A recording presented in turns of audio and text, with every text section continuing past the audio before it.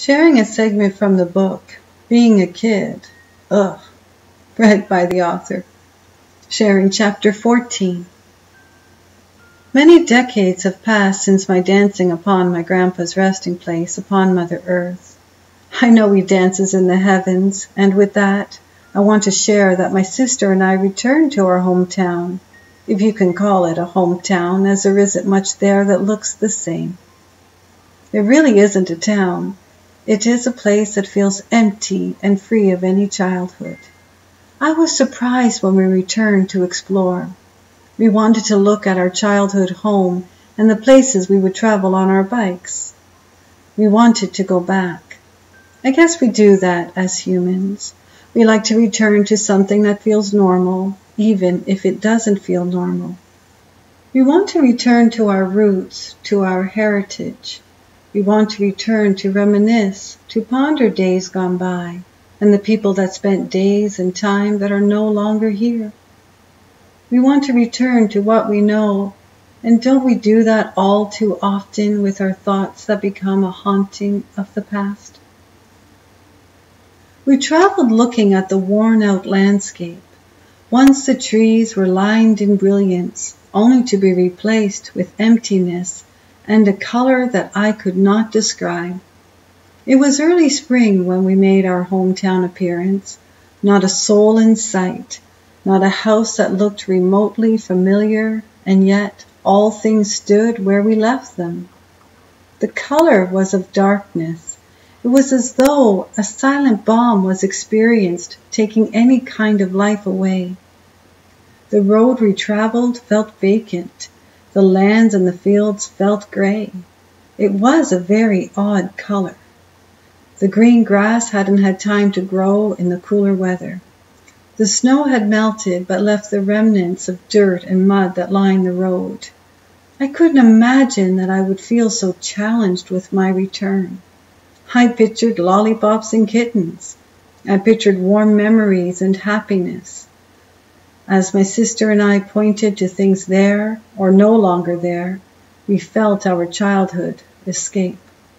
We felt the innocence be removed in the reality of the demise of what we did remember. Where was home when the house we grew up in looked different? I couldn't imagine laughter or happiness. I could see the years worn on an already worn house. The trees not trimmed, and old cars packed around like a wrecking lot. Where did our house go? Where did our home go? Where did we go? For it was years since my last return there. We drove to the fairground and all things felt off. The old stone fence and gate was there in its original glory, but so much was missing. I looked across the fields to a place I once played, to the fair that was the gift of the year, and as I stood looking at the loneliness, I understood of the evolvement we call life. We try and keep things the way it was, or the way it should be preserved, but really, perhaps it is people that do not wear the years well. The old brick home was standing strong, but you could see the crumble of the atmosphere. I could see the crumble of a place I once called home. We made our way back to our home one more time. As we slowed the car down to look upon our childhood memories, the owner watched in curiosity. There was a part of me that wanted to introduce myself, and then I didn't get out of the car. I thought that perhaps, just perhaps, some things are better left in memory, the way we do remember. Some things I wanted to keep in my heart, in my mind. I wanted the endless backyard to be filled with lush green grass as it was when I was a child. I wanted to see our spunky doll come to greet me. I wanted to be a kid again for that short moment in time, so I could see the way it was. I didn't want to see it this way, not run down and lacking pride. Our home was lacking pride. The appearance unkept. The sense of it all was nothing that I remembered. Even the magnificent view from the front porch could not be seen for the overgrown, unkept trees. My heart broke. I broke, for I changed my memory. Had I not returned, my memory would have remained the same. I returned, and nothing felt like home. We made our way to what we knew would still have remained the same. At Franklin's Corners, we parked the car and made our way to the gate of the cemetery. The one thing that was constant, the only fence that I could see that held anything in or out, was gone. The cemetery fence was gone.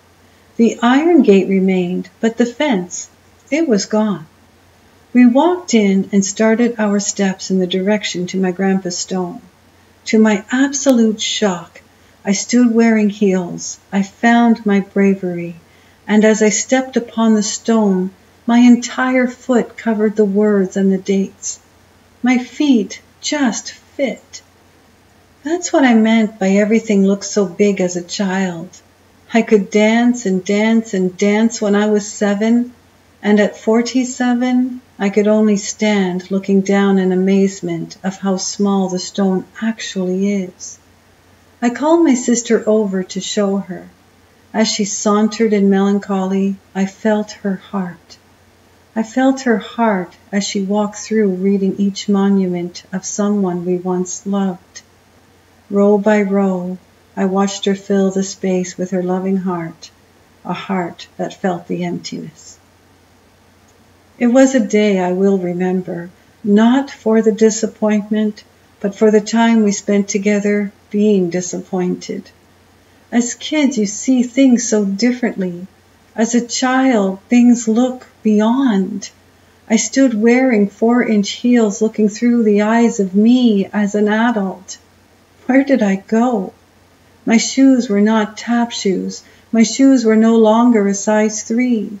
Where did the little one go?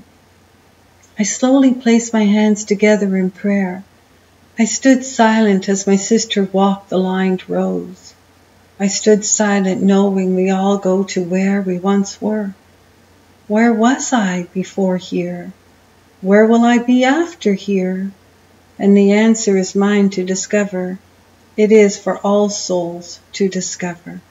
If all things look different from childhood to adulthood, it begs the question for me, would heaven look different when we return? Do we return to the great heavens over and over? And is it the heavens where we stay until our arrival back to Mother Earth? Would all things look the same, or would we see eternal light with the knowing of our expansion? For we must not remain the same. As we drove home in silence, at times in laughter, in times a few tears, we drove home to a place that wasn't home, but where I lived. I realized that home is not the house that is now called home. Home is truly in your heart. Home is in each step upon Mother Earth. Home is the peace of knowing that you are home, no matter where you stand or where you sleep. Your heart is your home. Memories are kept alive, but is it true to what it really was? Home, my home, is my peaceful place. Home is where I write. Home is where my heart is, but truly, my heart is my home. For when I return to the great vastness of the oneness, my heart is held in the home in which I truly live. I am sure as we walk upon Mother Earth, there is another part of us that is kept in the heavens, whole and vibrant. Perhaps I should start there. This concludes chapter 14. Thank you. Thank you for listening.